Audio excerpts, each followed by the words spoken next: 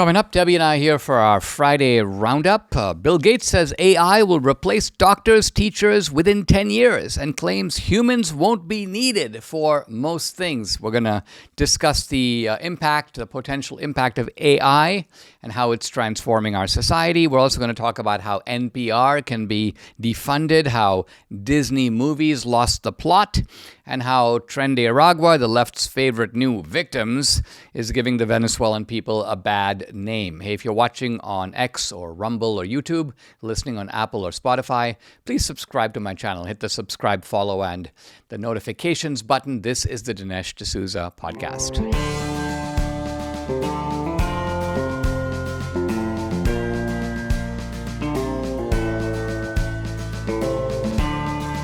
America needs this voice. The times are crazy. In a time of confusion, division, and lies, we need a brave voice of reason, understanding, and truth. This is the Dinesh D'Souza podcast.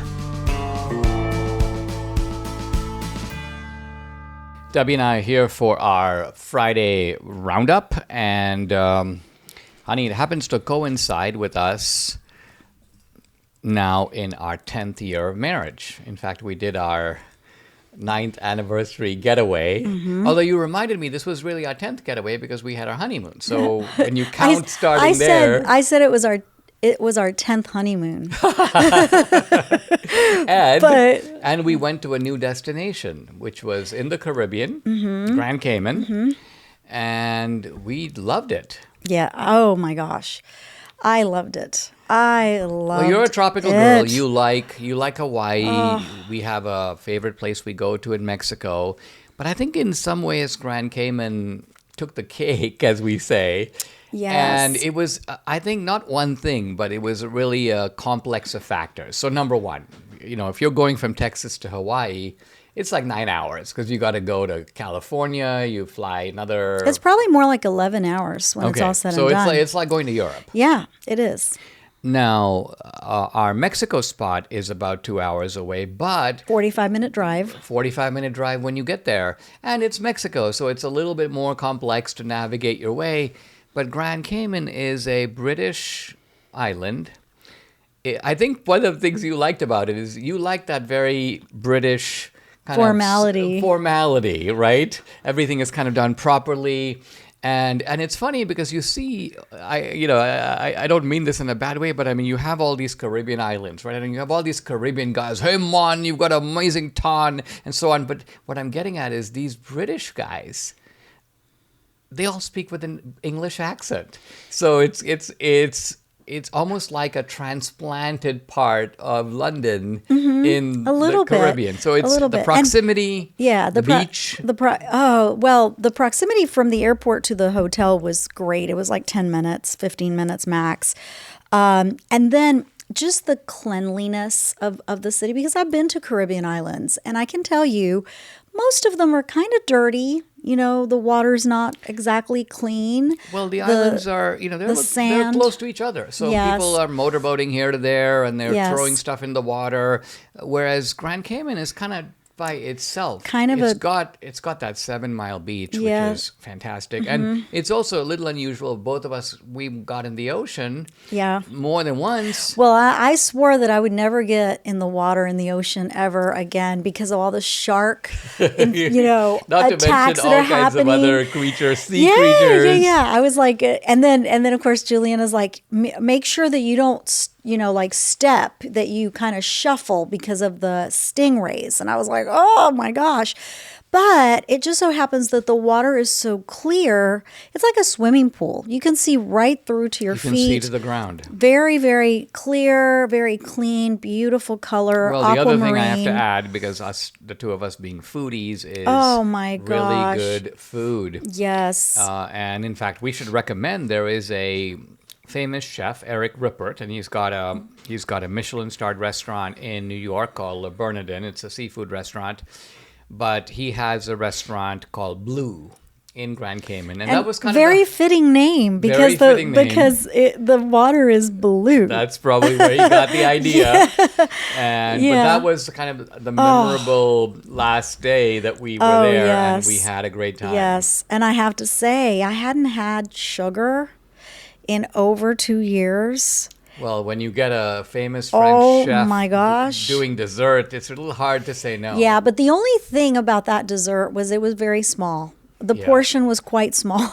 If there's Well, it's the reason. and I couldn't say no. I usually say no, but I just couldn't. I was a little surprised you didn't say no I because you have know. such iron will on these I things. know, but I was like, the heck with it. But notice, I mean, when you go to France, you just don't see a lot of 300-pounders. In fact, you don't see any 200-pounders either, because the French eat very rich food, but they eat in small quantities and they walk a lot. Mm-hmm. And we did. We actually did a We morning walked a lot. walk really before the sun went out. Although it's so warm there that I think I got a couple of shades of darker in just 4 days. Yeah. And but we've it definitely was a very memorable and fun trip. Yeah, I think so. It's one of those trips that I want to do it again. Right. I want to do it again, and I love the tropics. I love the weather. You know, when we went to Punta Mita in January, it was a little chilly, even for me.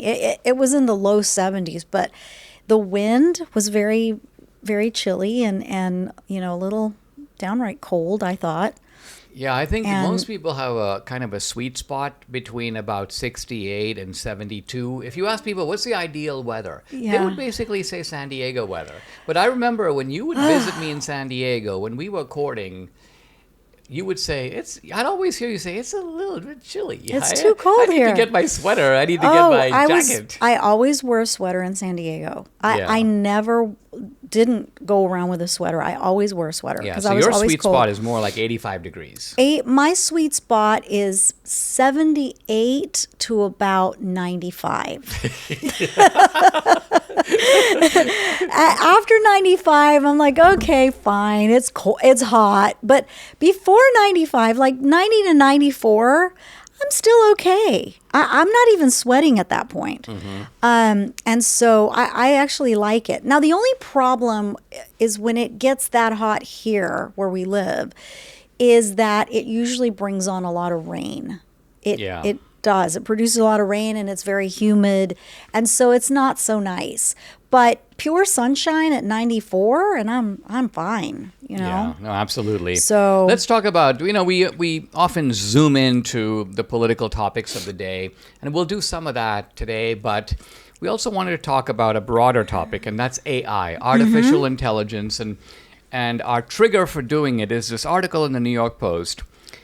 It has a kind of a startling headline. Bill Gates says AI will replace doctors, teachers within 10 years, and claims humans won't be needed, quote, for most things. So, And I said, oh, that's Bill Gates' dream come true. He's Right. been wanting to get rid of people for a long time. so you think this is consistent with his Eugenics. anti-human eugenic? Yeah. Let's reduce the actually, population of the world. I mean, Yeah.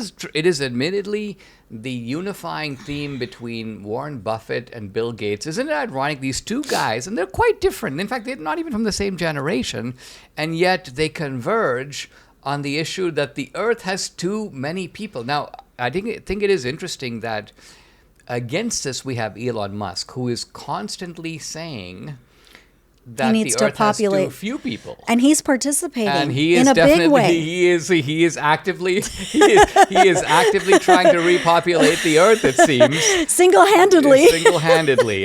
That's right. You could say spreading his genes at a level not seen since Genghis Khan. Right? All right. So let's talk about Gates here, because even though I agree that this is a strange man, I don't think that he's wrong here. And what I mean by that is I've only gotten a glimpse of this new AI. And by the way, what I like on X is they've got an artificial intelligence called Grok, Grok. You can download it and you can start using it. And in fact, I see a lot of people on X making the comment, we don't have to use Google anymore. Think how great this is. We definitely want to. Until now, we've had no alternative to Google. Let's Google it. So when you're searching for information, it's Google. But Grok is better because not only does it do the search that Google does, but it is almost like handing over the information to a highly intelligent research assistant that will analyze it for you. They don't just say, hey, here's a website, or here's 10 websites all ranked in the order that we choose, which is Google. Rather, Grok will give you almost like a little bit of a legal summary, a position paper on what you said. You can put a book proposal in there and get a critique. So this is AI. And I think, so I think AI is something very big. It's almost like in earlier decades, we had an age of automation, and that hasn't stopped, right? We still see now the new generation of automation are these kind of life-size robots. And these robots will cut crops. I saw a short video of a robot inside a BMW plant, and it was doing a car assembly, a robot, right? So you've got automation continues, but automation threatens the people who work. How would you feel about automation, AI automation on airplane parts? Would that make you feel more confident than the DEI is making us feel? Odd though it is to say, I would say yes. Yes, because think of it this way. What are you more confident in right now? A pilot, and certainly with DEI in the back, a DEI pilot landing a plane, or the autopilot doing it? Well, isn't the autopilot the same kind of thing as the autopilit is the same thing as DEI pilot. I'm DEI sorry. Live pilot. I'm sorry. A who's DEI like, live. let's see. What was on the flight test the other day? I didn't remember it all that well. Yeah. Versus a mechanized robot computer system, which lands planes all the time, by the way. And as far as I know, I mean, think of it this way. How many shows have we watched where something goes wrong by pilot error? A lot. Usually a lot. A lot. And have you ever seen, the only time I've seen something involve the autopilot error is when someone accidentally disengages the autopilot. Right. Or the plane is given a bad instruction and then follows that instruction to the letter, but the instruction was bad. So the human input, even there, is what caused the problem. Now, I think what will startle many people is the fact that, in a sense, what we're getting is automation in the mental sphere. Because all the people who were lawyers, doctors, all thought their jobs were safe. Because they thought, listen, yeah, you can have a tractor, plow a field, but nobody can replace a doctor. Yeah. Not true. I still don't think that you can have an AI do an operation. I still think that requires a human being, and No, it always honey, will. It absolutely does not. How? It might. I'm not saying it doesn't require any human eyes on it, but a lot of times the human is going to be. I mean, think of it. On the operating room, opening up a person, going in there and putting in whatever, I'm just stitching saying, up the heart or no, maybe so. I'm not saying there's no human component, but I'm saying even now, think of it. I had eye surgery a few years ago. It was laser surgery. Yes, but you had a doctor doing it. I had a doctor doing it, but wouldn't that be funny if a robot comes out? Hello, Dinesh. Right, it wasn't to that degree, right? So AI, it's not a case where you swap one for the other, right? Even when you have a car that's largely self-driving. We still sit in the driver's seat. It would be a whole different thing if there was no one in the driver's seat. Imagine if it was just all passengers. Imagine an Uber that showed up with no live person in it. In fact, you don't even have a robot. The car is self-driving. You just get in the back seat and takes you where you want to go. Now, that's coming. And does that mean we won't have to tip? It's kind of strange to tip the robot, or my robot will be tipping your robot. No, because I've seen people talking about a financial world in which transactions are done device to device. Oh my goodness! So you can actually have a device have an account because it's sending money digitally. So my robot can send money to your robot. the whole thing is kind of dizzying in many ways. Now, the question is it bad? I mean, I think this is really, it certainly gives you anxiety, but that anxiety is, I think, the normal reaction to something completely new. I'm sure people had this anxiety. In fact, I know they did when cars showed up on the road. I'm sure that farmers had this anxiety when you had tractors. Right, or at least, right, the kind of mechanized agriculture that we have now. And so, and yet, and here's where Bill Gates is going, and this is the part I think that's worth thinking about. What happens if most, if not all, but most of the jobs kind of go away? Well, as we discussed this actually, and it would be a world without having to work. And what kind of world would that? I know there are some people that would love that kind of world. Well, you too. Gen Zs. Gen Z. Well, but I mean, you say that I joke about Gen Zs. I'm so sorry. I have a daughter that's a Gen Z. But you joke also about being of the philosophy that every day is Friday. Yes. So in other words, from an every day is Friday point of view, let's think about that. But I don't act that way. I just pretend that is happening. But you don't act that way, but I work very hard. Let's think it through, because let's ask this question. Isn't it a fact that from the dawn of mankind, most people who have worked have done it out of necessity?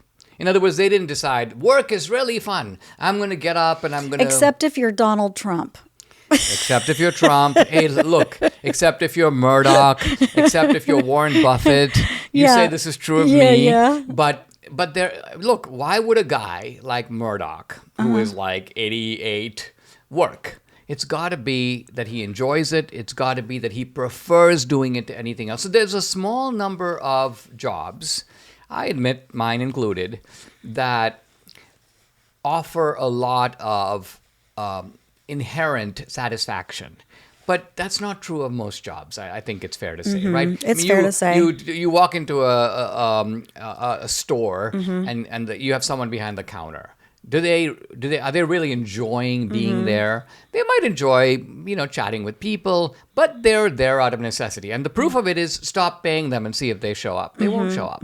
So it has to be that if we can create a system that produces a certain degree of abundance, and I agree that you're looking at problems of boredom. People will have to think about, what am I going to do with my day? But I'm just saying, I'm rejecting the idea that this is automatically a bad thing.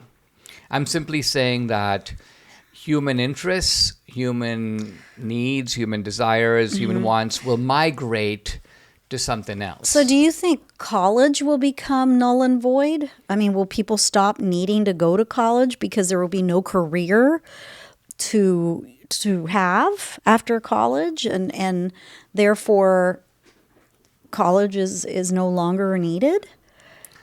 I think that would be actually in many ways a good thing. Now, to say that but college what about is, learning? Because right. So those two things should never be confused, because let's say, for example, that that AI is producing the best teachers in the world, right? Making knowledge widely available at no cost to anyone who wants it. From everything from you want to learn how to play the guitar, you want to learn about Shakespeare. Normally if you want to learn about Shakespeare, you enroll in school and you get some guy who barely knows about Shakespeare himself teaching you, right? And that's the best you can do, and that's the best we had. But now imagine that you get somebody who is world class teaching you, that not only knows the material like nobody else, but has the gift of making it entertaining, can provide all kinds of visuals. It's almost like watching a Shakespeare play. Yes, that all sounds fine, but but obviously it's going to cost you, right, to go to this university. No. It's free? What I'm saying is that in a world of AI, the cost of knowledge goes down to zero. It goes down to zero because think about it. The cost of digital information, of adding another bit of digital information, is almost zero. Let's say Google has, 1 billion people on Google, right? And then over the next year, it becomes 2 billion. What is the added cost to Google? Zero. Because They've already got Google. They've got the search engine. If more and more people use the search engine, what is the added cost of adding one guy? There's no cost. So what I'm saying is that when we see this movement toward intelligence, intelligence has always been aristocratic. By that I mean it's always been a few people who have it. Typically in a class, think of it, if you grade people, you're separating out the A's, who are just a few people, from the B's, who are the majority, and then of course you got the people at the bottom end. But what if this knowledge becomes widely available through artificial intelligence? Now, we are getting dumber as a society. Yes. And so there are going to be those people that are going to say, oh, you mean to tell me that I don't have to go to college because I don't have to get a job, because I don't have to get a profession? Are those people going to then go, I don't really want to learn. I don't really care to learn. I don't really want to go to a class online or otherwise. And so we're going to have even more dumb people on the planet. I mean, I'm just saying. That's very possible. Well, what would happen is that, see, right now we have a trade-off, right? Most people spend most of their day, in fact, most of their life, either preparing for or working. And they work in order to buy leisure. This goes right back to Adam Smith, The Wealth of Nations. Very simple, right? We work so that we get the weekend, and then people get time to do what they want to do. Now, do what they want to do doesn't mean that they do nothing, because they go for a drive on Saturday, and then they do some chores around the house, and then they go to church on Sunday. So they're doing things, they're just not working. Now, imagine that they didn't have to imagine that the Friday really is Monday. So in other words, every day is Friday, right? The question then becomes, people will now be able to do a lot more of what they want to do. But there is no guarantee that they will want to do impressive things. Yeah. Right? I mean, you might have all kinds of... Can you imagine? I'm just going to watch TV all day. I'm going to sit on the couch, put my legs up, and watch all the talk shows, all the soap operas, everything else, and just become a slug. Tariff wars, recession fears, stubborn inflation. In this environment, gold has been routinely hitting all-time highs. In volatile markets like right now, don't sit on the sidelines with your head in the sand. Take control, safeguard your savings. And that's why so many Americans today are turning to Birch Gold Group like Debbie and I have. They've helped tens of thousands convert an existing IRA or 401k into an IRA in physical gold. Isn't it time for you to find out if you can hedge against inflation and economic instability with gold? To learn how to own physical gold in a tax-sheltered account, text Dinesh to 989898. Birch Gold will send you a free, no-obligation information kit. Again, text my name Dinesh to the number 989898. Birch Gold has an A+ rating with the Better Business Bureau, countless 5-star reviews. I count on Birch Gold to help me protect my savings with gold, and you can too. Text Dinesh to 989898 today. President Trump's 2024 victory wasn't just an election, it was a movement. The American people stood up, fought back, and reclaimed their country. But the fight isn't just about politics, it's about culture. For too long, Hollywood has dictated what we watch, what we think, and what we value. But now a revolution is underway. A grassroots film studio powered by We the People is taking back our culture. From Sound of Freedom, a courageous film that exposed an evil the elites would rather keep hidden, to movies that honor faith, family, and country like Homestead, Angel Studios is redefining what storytelling should be. And here's the best part, you get to be a part of it. By joining the Angel Guild, you get a say in what stories get made. You're not just watching, you're shaping a culture that reflects your values. Hollywood won't fix itself, the media won't change, but we the people can build something better. Angel Studios is proof of that. Go to angel.com/Dinesh today. Join the movement, support the films that matter. Let's take our culture back. The people who do that now might be saying, and this is not unreasonable, they could say, listen, I knock myself out 6 days a week or 5 days a week. I'm exhausted on the weekend. I don't want to be bothered. I just want to sit on the couch, eat pizza, watch football, right? My question is, would that person do that if they didn't have to do that job, if they weren't driving a truck all week and then go, oh, I'm pooped, I need to kick back. So they wouldn't be tired. They wouldn't want to. No. So unwinding would take a whole new meaning. Yeah, you could actually do things like, for example, you could travel, right? And you wouldn't be restricted. You could travel for weeks on end and learn. You're starting to sound like AOC. Well, it is in some ways. Well, I mean, coming back to the, Marx's dream. Yeah, right? exactly. That's where I'm getting at. Marx's dream was that you should be able to work in the... Now, Marx didn't think that there would be a society where work would be abolished. He never did. Yeah. He thought you would work in the morning, like fish in the afternoon for fun, go out to dinner. So I think what Marx was talking about is taking the abundance that he thought was stolen by the capitalists and give the worker a better life. But what I'm saying is that free market capitalism and modern technology are delivering one better on Marx. Because even Marx never thought we could get... Marx always thought there's going to be dirty work to be done. Right. What we're saying is that a lot of the dirty work, because all the fun work you can still do. No one is saying that you don't have to use AI, right? So, for example... let's say, for instance, you can learn something by just getting an AI report, or you can learn something by reading a book. You might decide, listen, I don't just want I don't want someone to recite to me the ingredients of Western philosophy. I actually want to read Plato's Republic. I want to spend time inside that book and think it through for myself. And then I might get into a conversation with AI about it. Which, think about it, right now you read a book or I read a book and you're hard-pressed to find somebody else who's read the same book and can have a conversation with you about it. Whereas with AI, you now have an interlocutor. So you won't need a book club.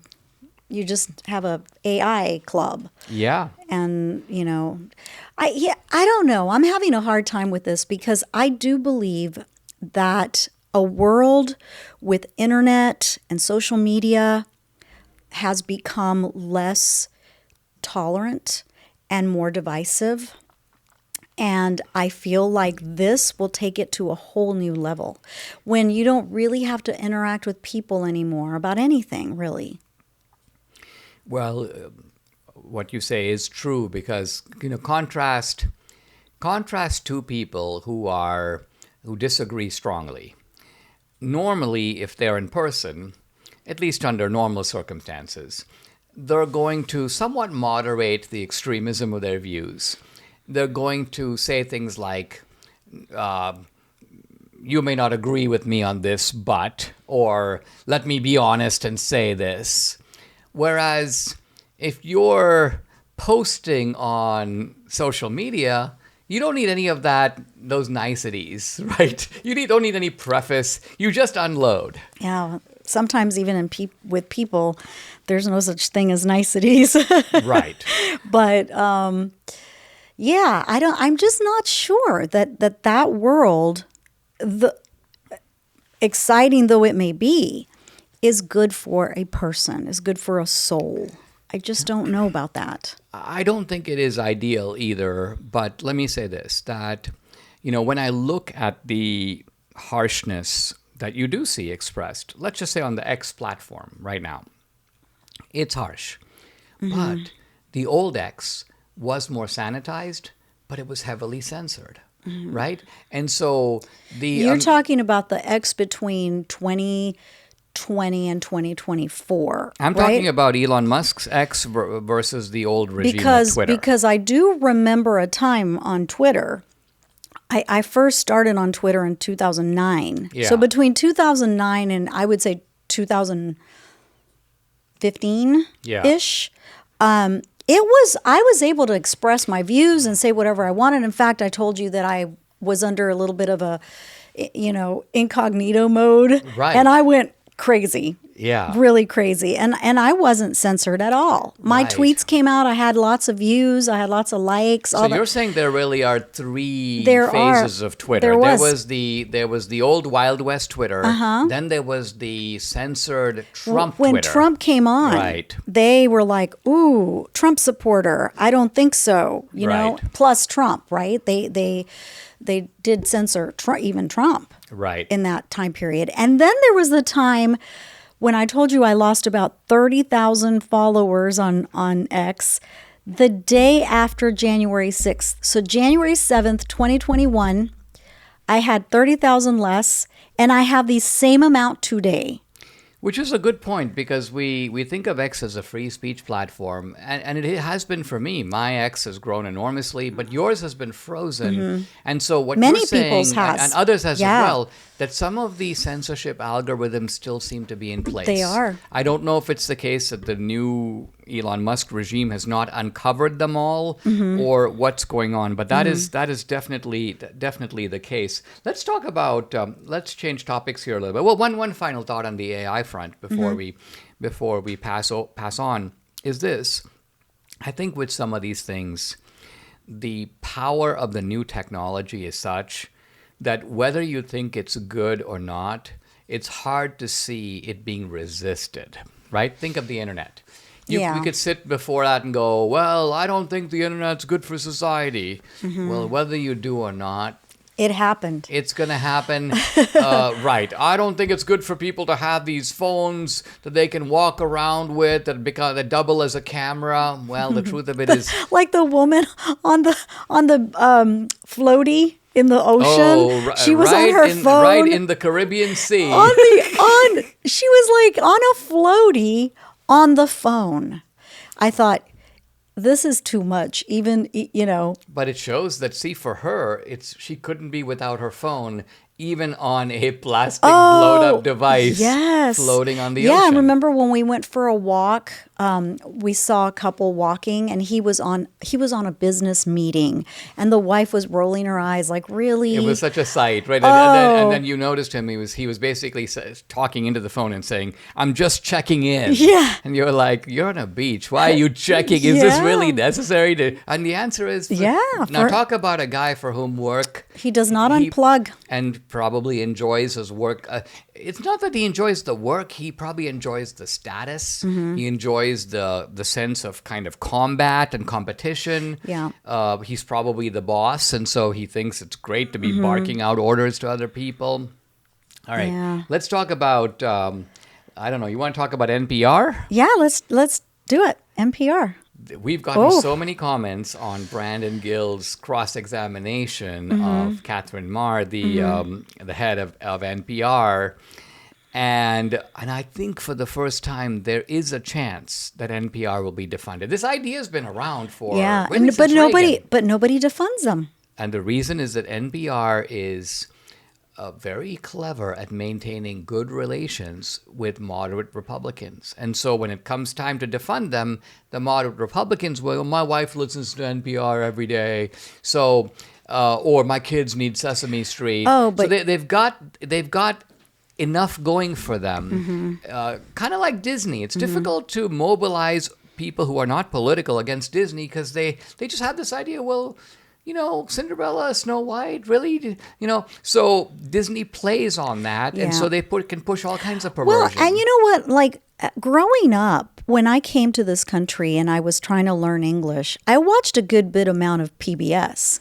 They had some children's shows that were kind of funny, and they were good in that I got to listen a lot to dialogue, and I learned a lot. But PBS also is a good mechanism for indoctrination. Oh, yeah. And so, look, they can be around. It's not that we don't want them to be around. They can exist, but it's the taxpayer money going toward something that is indoctrinating on one side. I mean, it's very simple. You have, and actually Bill Maher, of all people, made this point. He goes, listen, if you have a unified society, somewhat like Finland, where the political differences are very Very muted. minor. You can have a public radio, public television that kind of reflects the consensus of the society. But he goes, how can you have a society in which power is passing between Republicans and Democrats, and you've got a publicly funded institution that is intrinsically not 60-40, No. 99-1, or 100-0, and far left. far left. Far left. Yeah, this is intolerable. This cannot stand. And so I think it is imperative. Look, I'm glad Trump has taken over the Kennedy Center, but NPR and PBS have been a thorn in our side for decades, Yeah. and just spiking those balls. And Brandon, the questions he was asking, like, do you really, and he was putting it back on her, do you really think this is a good, a good spend for our tax dollars? Do you really think we need to spend this and that on our tax dollars? And, she was obviously her views, like, she said something about being embarrassed that she was white. Well, her views are reflected on NPR. Completely. They are. Well, And- that's how she became the CEO. Right. She is in tune with, sings from that sheet music. That's right. Now, she tried to mute it in the conversation with Brandon. I think the good thing that Brandon did was, and this is different than a lot of Republicans, typically a Republican says, I've got 5 minutes of time, right? And so I'm going to give a thunderous speech. Right. And so I ask a question, but just when the person starts to answer, I interrupt. I say, I take back my time, and I just keep talking for 5 minutes. And Right. Brandon didn't do that. No. It was more of a sort of a surgical... Well, it was a little bit like being a prosecutor. Right, and cross-examining a witness. Cross-examination. And in which very often the most important thing, I find this to be true when I do debates, is to listen to what the other person is saying. And that's so rare. If you're in the media, even lawyers, they don't listen. They just go to the next question. Whereas what Brandon does is, like, she would say something, this is my favorite, where Brandon goes, he quotes her in favor of reparations. And then she, to throw him off, goes, well, I don't support fiscal reparations. And normally, a clumsy interlocutor would have been like, let's talk now about something else. But Brandon's like, well, what kind of reparations do you support? What other kind are there? Yes. Do specify. Yes. And then She was not prepared. She was not prepared for that. So then she was like, well, I just think we should be honoring our ancestors, which was so transparently duplicitous and hokey that I don't think she looked good. She looked bad. She did. And I And hope he looked good. And he looked good. Yeah. And I hope that this is an impetus to really get that place shut down. MyPillow is excited to announce they are extending the mega sale on overstock, on clearance, and also on brand new products. This is your chance to grab some incredible deals on some of MyPillow's most popular and newly released items. For example, save $40 on the new spring MyPillow bed sheets, available in any size and any color. These luxurious sheets are designed for maximum comfort and breathability. They're perfect for a great night's sleep. Looking for a meaningful gift? Save 30% on the brand new My Crosses, inspired by the one Mike Lindell has worn every day for over 20 years. These beautifully crafted crosses come in both men's and women's designs and are proudly made in the USA. Get the 6-piece bath or kitchen towel sets, just $39.98. Initial quantities are low, so act now. And don't forget the best-selling standard MyPillow, just $17.98. Plus, orders over $75 ship free. Call 800-876-0227. Again, it's 800-876-0227. Or you can go to mypillow.com, and don't forget to use the promo code. It's DINESH, Dinesh. Disney. Disney is facing perhaps the biggest bomb in its... Certainly, look, Disney has You had... like my Snow White outfit? I remember your Snow No, White. but I'm looking at this. I'm like, oh, I think I'm trying to dress You've got like a Snow somewhat White. Snow White outfit. Yeah. Listen, here's the thing. Disney has introduced some new types of films, and they haven't done well. True. But Disney became Disney based on a handful of major brands, right? Cinderella, Snow White. Snow White. There are a few others like that. But Hansel and Gretel. Hansel and Gretel, the Little Red Riding Hood. I mean, Oh, there yeah, are these my classic favorite. Grimm's tales Yeah. and other tales. And to bomb on Snow White is not the same as bombing on, Someone that you other- haven't heard of. Yeah, or even Mulan. Now, Mulan was very successful, Yeah. but my point is if you bomb on Mulan, it's not the same as bombing on Cinderella or Snow White, No. especially since those movies made Disney. That's right. And I made the point earlier this week where I said that, people are blaming Rachel Zegler. She's an extremely annoying lead. She's Snow White. And she always, in all her interviews, she's so self-absorbed. She says things like, I had to put on my Snow White dress and stand there for hours. Everybody who streams this movie needs to be paying me. Think about that. Think who would say What? that? Who would say that, right? So she's a very all about objectionable her. individual, yes. But I also think it is a little unfair to blame her exclusively for Snow White bombing. Why? The script. Who wrote the plot? Yeah. Who decided to get rid of the dwarves? Who Yeah. decided that not to have really a normal Prince Charming story? So what is the story about? I mean, what is it about? If it's not about the dwarves, it's not about the love story, then what happens? It's about the whole community coming together. It's winter wokeification, rewrite of. Look, I mean, I'm not going to watch this film, right? So Yeah. I'm not going to give you the detailed blow by blow.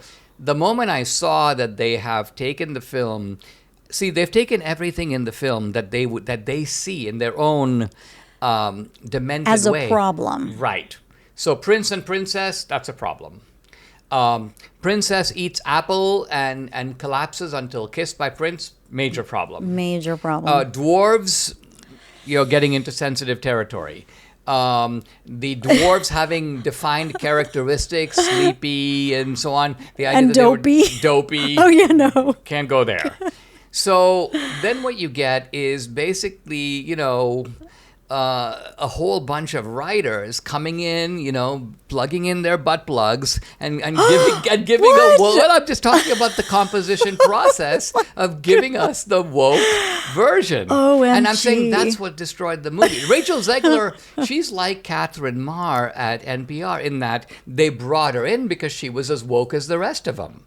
Right? But now they're acting like they are not woke, and she came in and destroyed the movie. I guess that's what I'm objecting to. I'm saying it so isn't her fault. there's a little bit of blame to go around, right? Because first of all, she's woke. We know she's woke. The studio's to blame. Yeah. They brought her in. Yes. And But she accepted, knowing that this was the case.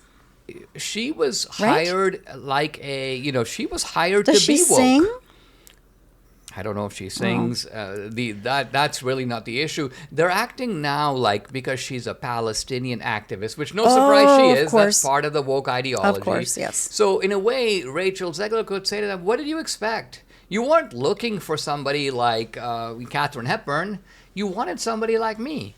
You got it. Mm-hmm. And now you're blaming me for destroying the movie. Look, I'm not defending her. I'm just saying there's a lot more blame to go around. Yeah. I hope that this model, this Disney model, I think is not going to work. Yeah. Well, now that we're have grandchildren, I mean, see, for a while, like I didn't even know what was out there with Disney because our kids were grown. They weren't watching Disney anymore. We didn't care. We could care less. Yeah. But now it's starting to come full circle, and our grandkids are now going to start wanting to watch Disney and wanting to, read those tales and all of those things. So that's going to become important to us again.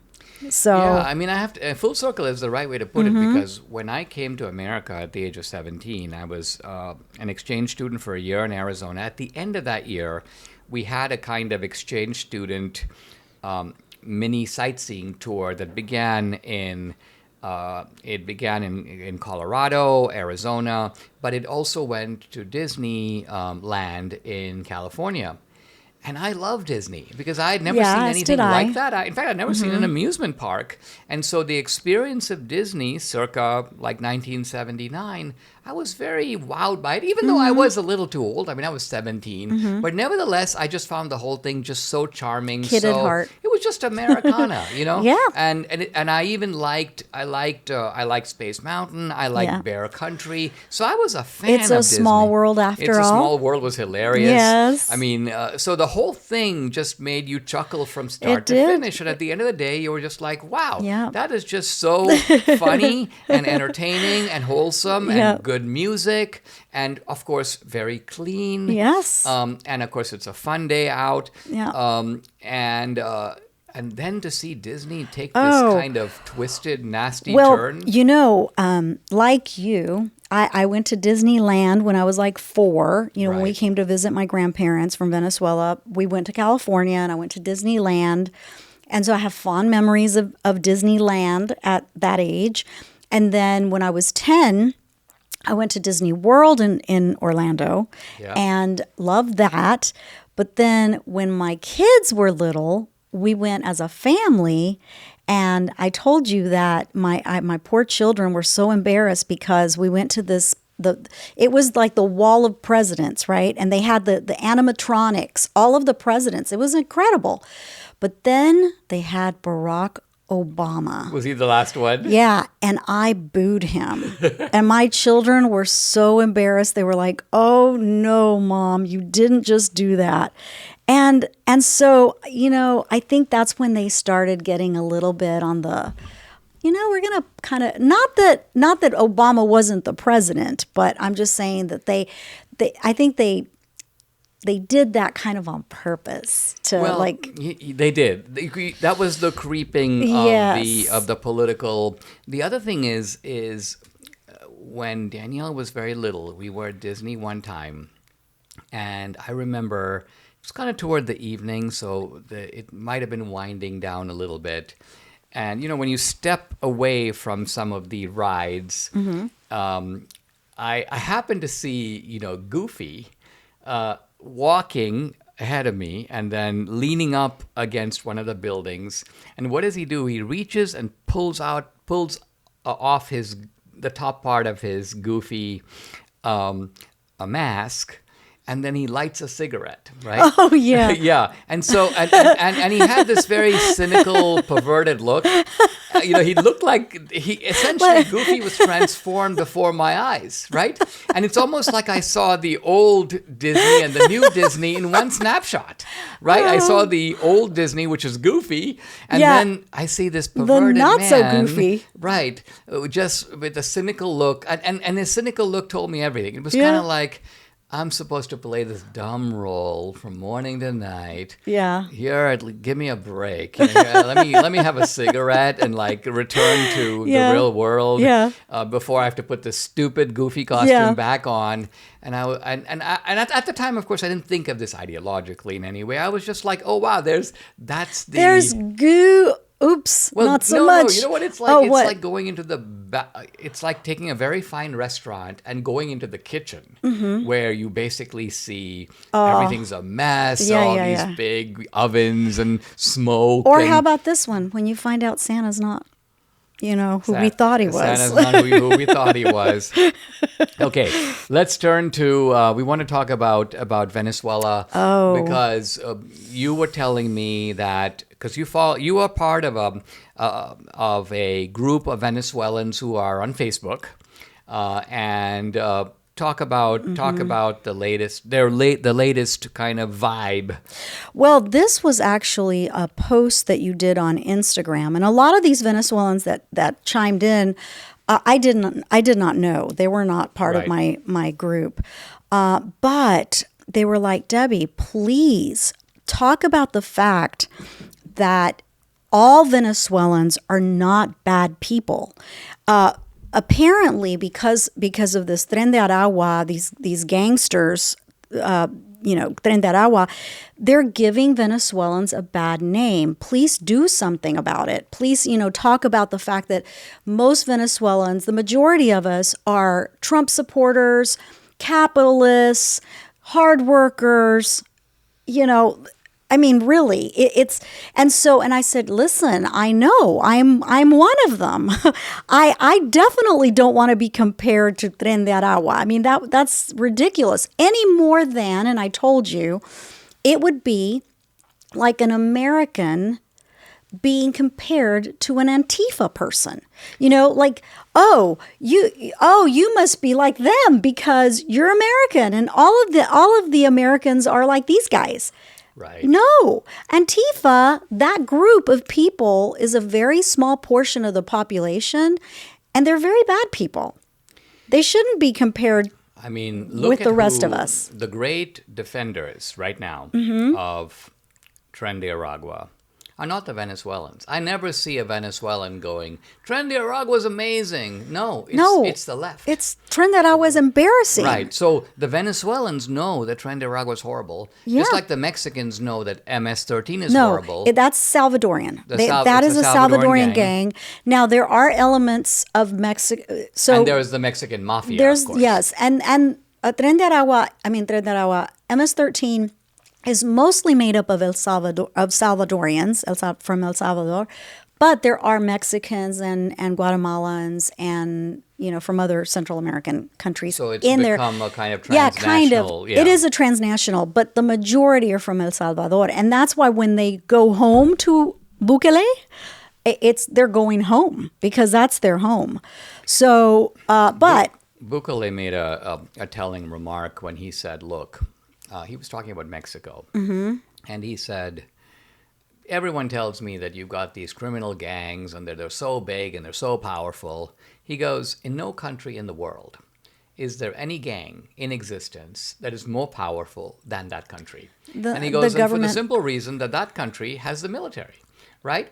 So he goes, and so it doesn't make any sense for any country to say, we have been overtaken by gangs. He goes, there is really only one way for a country to be overtaken by gangs. And that is for the politicians and leaders of that country to be part of the gang. That's right. And that's what's happened in Mexico. That's right. The regime doesn't get rid of the cartels because the cartels are in the government, which is to say they own part of the government. The government is and law getting enforcement. benefits, and law enforcement has been penetrated, corrupted. So Bukele's point is that if a country wants to get rid of gangs, there is a way to do it, and he's proven that he knows how to do it. Yeah, clean up your government. Clean up your government. But anyway, back to the Venezuelan and the Tren de Aragua. So the video that you posted on Instagram was a video of these Venezuelans on a plane going back to Venezuela, and they were not Tren de Aragua members. They were just thugs.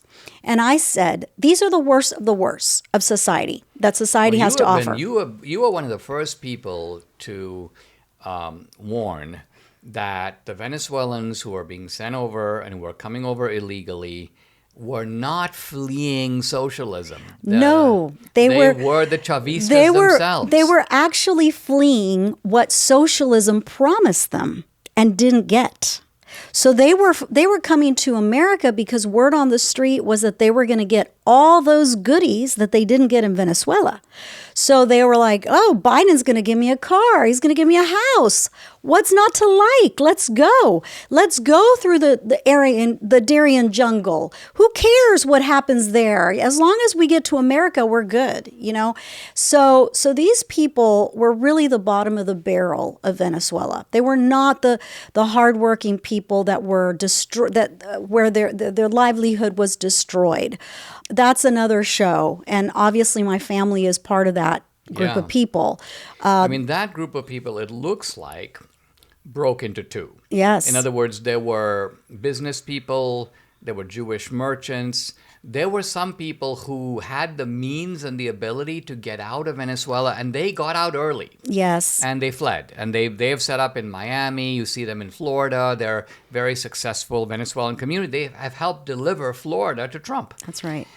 And then you've got a second group of people who were fooled by Chavez and perhaps even by Maduro, or they are not, like your aunt, they're not in a position to get up and leave. Yeah. They're too old to leave. Where would they go? Where would they live? What would they do? My they're stuck. grandparents were the holdouts. They were like, oh, things will get better, and then they passed away. Right. Unfortunately. But they saw that they didn't get better. They saw that they did not get better, and they were horrified by what happened. And then I have like a cousin that, I'm really trying very hard to help, but he may fall prey to the fact that, you know what, the Venezuelans have kind of that have come illegally have kind of given all the other Venezuelans a bad name. Right. And so we're having to deal with that issue, I see it to some which is degree, unfortunate.